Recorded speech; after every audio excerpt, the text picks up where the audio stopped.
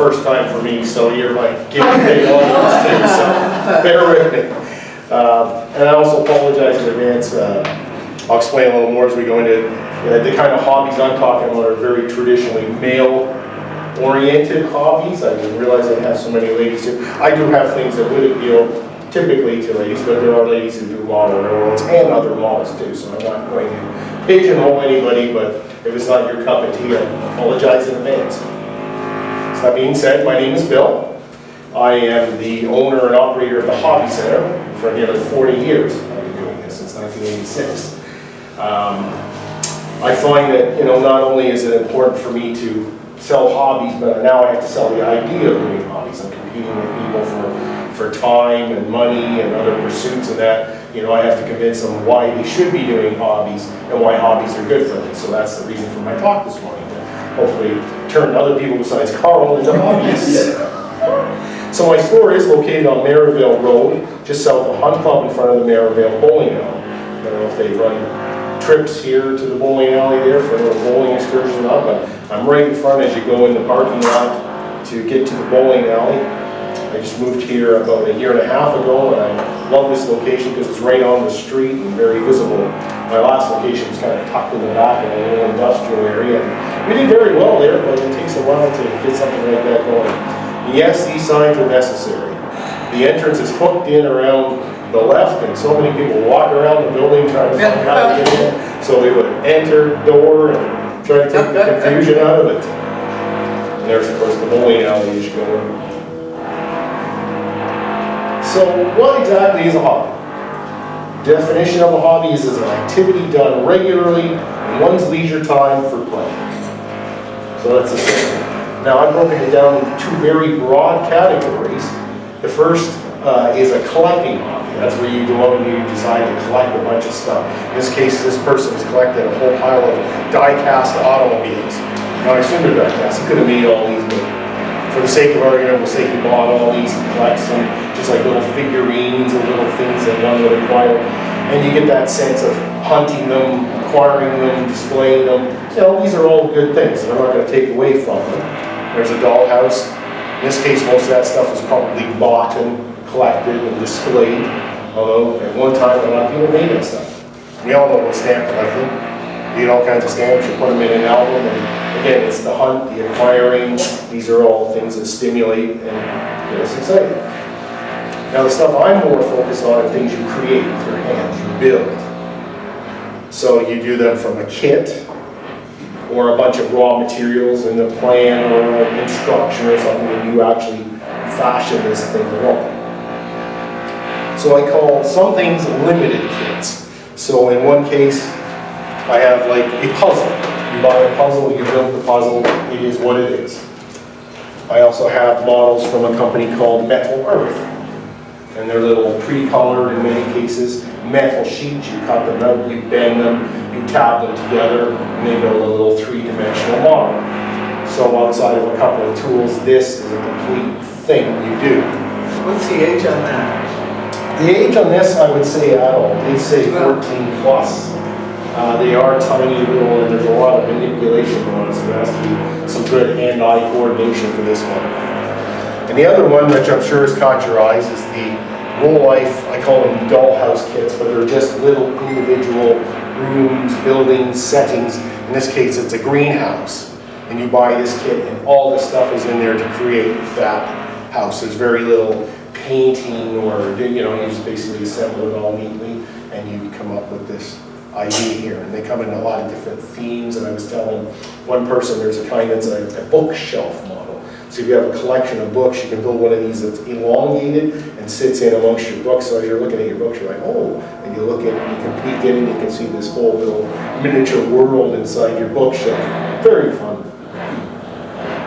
Now the unlimited kit, or craft, there's a paint by number. That's another limited one. You would buy a paint by number, you would paint it, and it's a thing in and of itself. And of course we talk about the puzzle.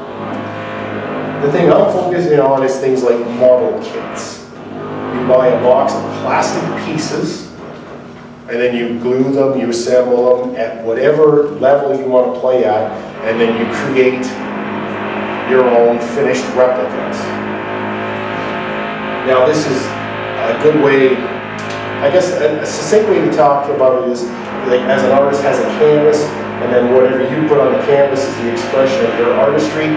To a hobbyist, to a modeler, a box of plastic parts is our canvas, and we take it to what level we want to go with it. So it's all about our imagination and our skill levels and our experience. Another thing to consider when it comes to these type of things is, do you want to build a model that is just something you look at, which we call static, or do you want to operate? So operating can be a model train that actually moves. It can be a model airplane you fly. It can be a model boat you take down to the pond and drive around in the water. So these are other examples of things you can build that you either just look at or you play with. And of course, in this modern day and age of plug and play, almost all these things you can buy and literally plug and play, you just charge up the battery and go. So if that's all you can do in terms of time and skill level, there's nothing wrong with that. The boat club, for example, would welcome you with open arms if you took down a boat you bought and you just charged it up and threw it in the water. As long as you're floating, you're one of them. Same with the railroad guys. Some people buy them, they put them on the track and they go. Other craftsmen like Carl, they will spend hours building each piece and customizing it and detailing it, weathering it up to look as realistic as possible. So everybody plays at their own level in a hobby. If you're old like me and Carl, you'll remember this place. It was a mecca for us hobbyists, corner of Slater O'Connor. It was called Hobbyland. I worked there at the very end in 1986, and then I started my own store because of having worked at this place. And my friend Stephen over there, he worked there at one time as well. Hi, Stephen. And we all remember trips to the hobby store as being an important part of growing up, probably the best part of a Saturday, going down and seeing what's new and talking to the clerks and seeing what's what. The joy of picking out a model from hundreds, if not thousands of them. I still have this kind of thing going on in my store. There's just tons of these things to pick from. So that being said, these hobbies were very mainstream. I think at one time, every kid got a model kit for a birthday or Christmas or whatever, and maybe several over a few years. Nowadays, kids aren't getting exposed to it. It's not a cultural thing anymore. You know it isn't when Toys R Us stops carrying them. Walmart doesn't carry them. You know, anybody that thinks there's money in them aren't doing them. It's not a cultural thing anymore. And they were very mainstream at the time. They were advertising comic books. If you're a kid reading a comic book, you'd be inundated with advertisements about how cool it was to build these things. There we are. This is probably late 60s, early 70s. You can tell by the hip modern approach here they're trying to get to you. But it's not in gold, it's on mainstream. Most of the blame is on electronics. We always tend to blame everything on electronics. Video games, internet, cell phones, tablets, whatever. But I say it's lack of exposure to it. I find it's coming back a little bit. There's a lot of people our age that are buying our grandkids model kits to try out. We're trying to get them off the electronics. We're trying to get them to do stuff with their hands. And I find in many cases when that happens, the results are very good. These kids did a model build in our store. They had a great time. And this is one of my customers, an avid model builder, coaching them. They were engaged, they were having fun. And when they did it, they were very proud of what they did. And that's one of the benefits of doing a hobby, is the pride you have and the satisfaction. So I'm here today partly to remind you about these things and tell you that you can still do them this day, but you can even do them better. The choice of subjects and things you can do and all the accessories and bits and bobs never been better. I mean, back in the day we were fashioning things out of whatever you could find around the house. Now we can buy everything purpose built to do that. And of course this 3D printing thing is just taking it up another level. You can 3D print the stuff that you can't buy. So why should people do hobbies? That's the big question. There's a fella. This man was 90 years old. During COVID, he decided to build models. His son, Kerry Trainer in London, Ontario, reached out to me because he knew of my business, and he'd asked me if I could hook him up with stuff. So I used to deliver to his seniors residence, which is just off the Colonnade Road. So 90 years old, he decided, well, I'm going to build models. And he had a lot of fun. He bought a few of them. You got a reputation in the building for being this model building hobby guy, and somebody in the building used to fly jets in the 50s to build a model one for them. So you got a commission to build a model for somebody. I thought that was all very cute. So, you know, we hear about this all the time. Hobbies create serotonin, that stuff in your head that makes you feel good about life and things. And you get that from the acquisition of this thing. So going out and buying it, picking it up, that is a pleasurable experience. The anticipation of doing it. So you sit down, you got this thing, and you're thinking about how you're going to do it, how you think it's going to turn out, and all the steps along the way. The pre-planning, and then there's the actual construction. And as you build this thing and as it takes shape, you know, you get that satisfaction of having something that's really moving along and turning into something. So that's the pleasure stuff. And then you've got the brain exercise, thinking, planning, problem solving, research. I mean, we use the internet as a tool. We don't spend all day on the internet like the kids might, but we have our model and we're researching, we're looking for pictures, we're talking to people through the communications aspect of it, and there's even online groups where you share your ideas and learn things. So this exercises the brain. And one of the biggest benefits is the hand-eye coordination. Can't stress that enough. Is working with this stuff. You know, it doesn't have to be super fiddly, but it can be super fiddly, it can be medium fiddly, and you can get bigger ones that are less fiddly, but everything involves hand-eye coordination, working to a plan, implementing the plan. It's very good exercise for your brain. And I'm not taking away, puzzles do the same thing. Just about anything I'm showing you here today will give you that kind of benefit. But I find that the artistic benefit in taking this up to taking a box of, you know, parts of wood or something and creating a finished object just amps that up, you know, considerably. Well, these activities, there's the wheel. We created this years ago and we were really reaching out to kids to try to get them and their parents into hobbies. So we told them it teaches you patience, confidence, following instructions, logic, planning, creativity, imagination, research, and goal focus, and working with 3D objects. And it provides satisfaction, pride, sense of accomplishment, tangible creations, and fun. So these are all things you get. It doesn't matter if you're a kid or an adult or a senior. These benefits apply to everybody who wants to play in this kind of thing. I don't think I can get you volume on this. Going through a projector. Okay, I'll tell you the details, the broad strokes. This is a fellow named Mario. You can see he's a fairly young guy. He had a pretty massive stroke about 3 years ago. And he was a well-known model builder. This is a model convention that we were at. And I got him aside and had an interview with him. And he told me straight up that getting back into his hobby when he was able to was a big part of his recovery. He recovered a lot of his hand skills, his motor skills. It helped him, you know. He was down one side of his most arm during his stroke, and lately I've seen him, he's pretty well back to 100%. He's back to work. He works at the Gatineau Airport as a ground controller. So that's one of the, I have many success stories like this, but his was particularly good, and I wanted to share it with you, so unless you can read lips, you'll have to take my word for it. Sorry about that. The other thing is immersion. So people find when they do these hobbies, whether it's in their basement or their hobby room or their hobby corner, once you get into this thing, you immerse yourself in it. So all the other worries, all the other things going on in your life, they kind of take a sideline, like golfing or fishing or anything else that's a passion. When you immerse yourself into it, some of the other problems and stresses in life just kind of go away when you're focusing on something you want to do. And then other things you can do is combinations. I mean, it seems self-obvious, but you build your models. You can put your favorite music on. Our friend Bill, he runs CBC radio through his house, so whenever he's playing with his trains or building them or building models and that, he's got that in the background. You can listen to audio books. Some people, I don't know how they do it, they've got a screen up with a show or something on, and they're kind of half watching that while they're doing whatever else they're doing. But whatever works for you, you know, it doesn't have to be all or nothing. You can combine different things to maximize your enjoyment.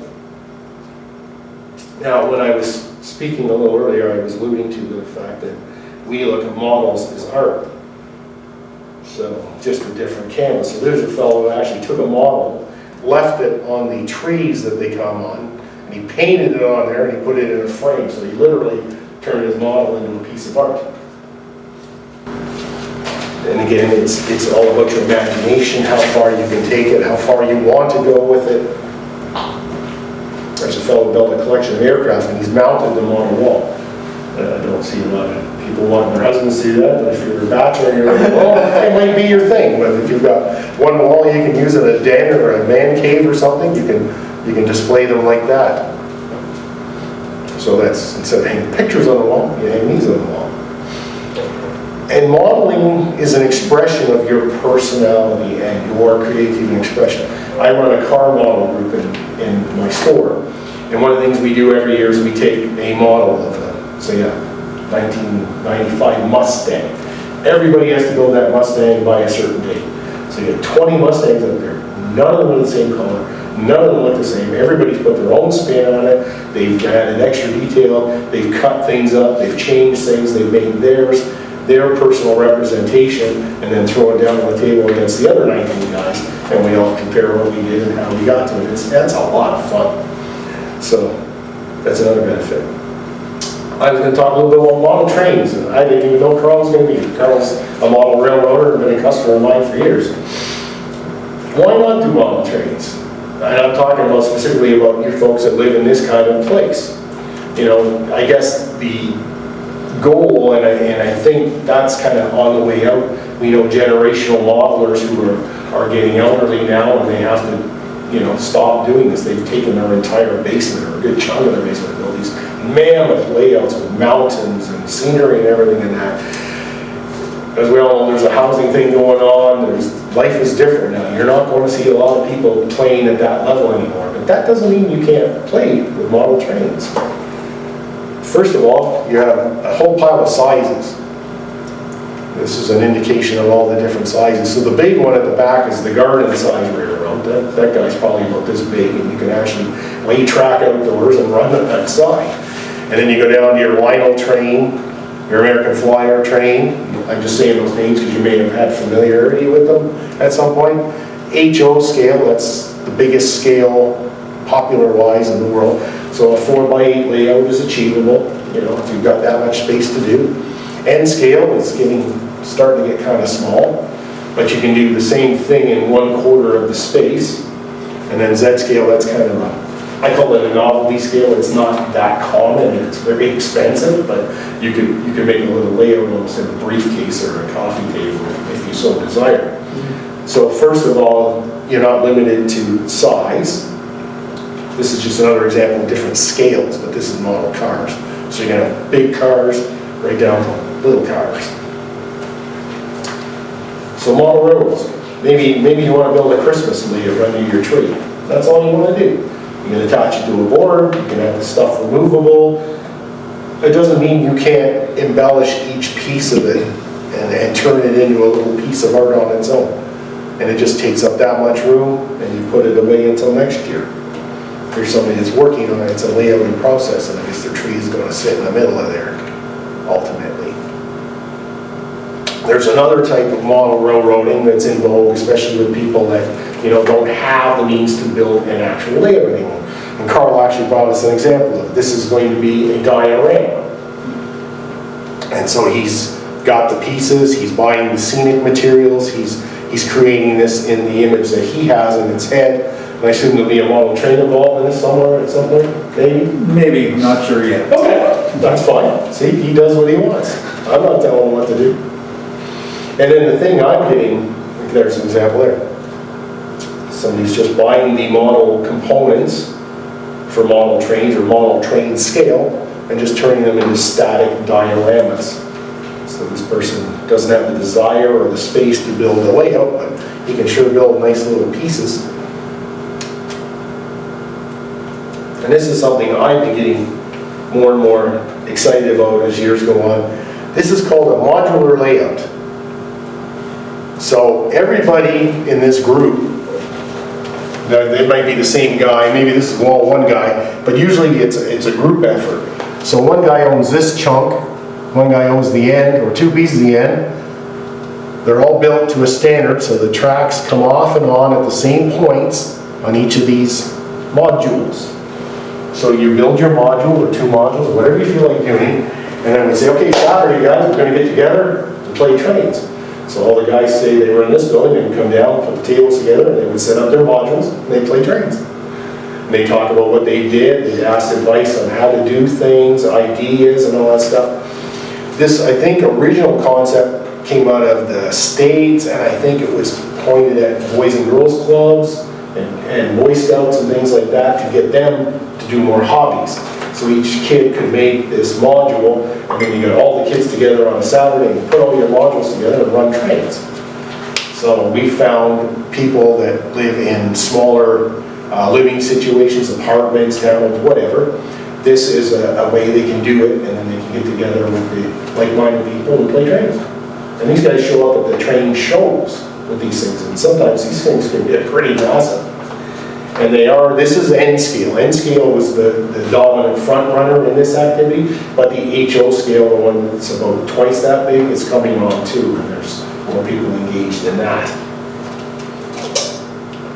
So there's a layout there, that T-track. So instead of keeping his his has to be at the same height as all the other kids, but see, he's used foam and he's dug down to make a gully waterway feature. And there's a corner in it. So you can see each one of these you can build to your level of detail, and you can really put yourself into it there. And you can tell these guys are different layouts because they all kind of like patchworky. You can see this guy's from this guy's from this guy's. I've seen some phenomenal ones. There was one fellow has a downtown area and everything is laid up on it. There's little emergency vehicles flashing. There's all kinds of, yeah. So, we go to shows. So if you become a hobbyist and you build trains or you build models, there's a thing for you. There are get-togethers, there are contests, there are flea markets, and this is where all we hobby people congregate to talk about our hobbies, display, compete. There's model railroad shows. Unfortunately, there's nothing in Ottawa these days, but there was just a recent one in Prescott. I heard it was quite good, so you don't mind a little Sunday drive. Arn Pryor had a pretty good one that they're off this year, right? There's a It's usually the first weekend in June. Yeah, I heard it was not going this year for whatever reason. There is one in Dorval. It's a little further to go, but it's a good one too. So you just, you come to the hobby store and we usually have them posted up. Or if people give me enough notice, I have an events list on my front page, an events calendar. You can go on there and see what's going on in the area. And then there's clubs. You're a member of the train club, OVAR. Yeah. That's the Ottawa Valley Associated Railroaders. They have a once-a-month meeting where they get together and have presentations and talk about all those trains. And then there's this, T-Track has a formal club where they get together and they put these tabletops together. There's bigger, more involved clubs if you want, again, whatever level you want to play at. So they take their modules and they're substantially bigger, and then they have to build portable infrastructure, so they go there and they put these things together, and they become a thing this high, self-contained, and then they strap it on to the next guy, and they build a whole layout, mostly for these conventions and public displays and whatnot. That's a lot more involved. It would take up more space. Have you ever been part of anything like that? No. No, but you don't want it, do you? Oh, yeah. Yeah. I mean, they put on a fabulous show, but if I can do the same thing on some fold-up cables, and you know where I'm going. And then, once you get in the community, and this is another way I'm promoting hobbies, I have in-house groups in my store. So if you're a model car guy, I told you about my model car group. I have a science fiction model group. I have these Japanese anime robots that are very popular. That's how I'm trying to get the youth. I have a group for that. I have building groups. I have retired guys come in during the daytime and build models in the store so they can hang out with other like-minded people. I see an opportunity in a place like this where you could create a little hobby club and people could get together down here and talk and build models together and that. And I would put this out anywhere I go. I'm hoping to talk to other folks after this as well.